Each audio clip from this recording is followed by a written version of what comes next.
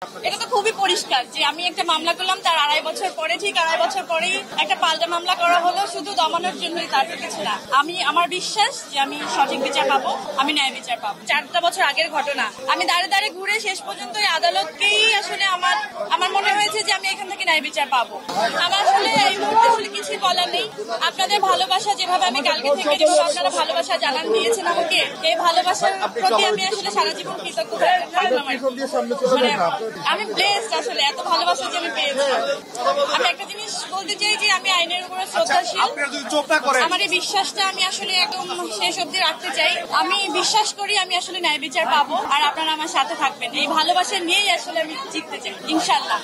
আমরা এই সম্পর্কে আসলে সবাই অবগত যে আমি যে মামলাটা করেছিলাম তার ঠিক আড়াই বছর পরে উনি পাল্টা একটা মামলা করেন, যে মামলার জন্য কালকে গ্রেপ্তারি পরোয়ানা জারি করা হয়, ওয়ারেন্ট হয় আমার নামে। এবং আমার খুব বিশ্বাস ছিল যে আমি আজকে আসবো। আপনারা যেভাবে সবাই আসলে আমাকে সাহসটা জুগিয়েছেন যে আজকে জামিন নিতে আসবো এবং আমি জামিন পেয়ে যাবো, আপনাদের এত ভালোবাসা নিয়ে আসলে আমি বাড়ি ফিরছি। এরকম একটা জয় নিয়েও যেন আমি বাড়ি আসলে ফাইনালি ফিরতে পারি, আপনাদের ভালোবাসার সাথে থাকতে পারি, আমার জন্য দোয়া করবেন।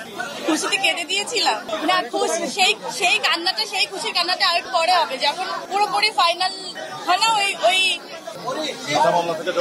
হ্যাঁ, ওই বিচারটা যখন আসলে আমার হবে। এটা তো খুবই পরিষ্কার যে আমি একটা মামলা করলাম, তার আড়াই বছর পরে, ঠিক আড়াই বছর পরেই একটা পাল্টা মামলা করা হলো শুধু দমানোর জন্যই, তার কিছু না। এবং এটা বিচারাধীন।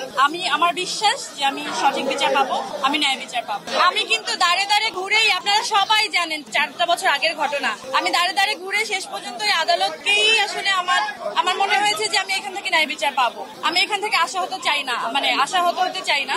আমি সত্যি আশা হারাতে চাই না। আমার একদম বিশ্বাস নিয়ে থাকতে চাই যে শেষ পর্যন্ত সত্যের জয় হোক।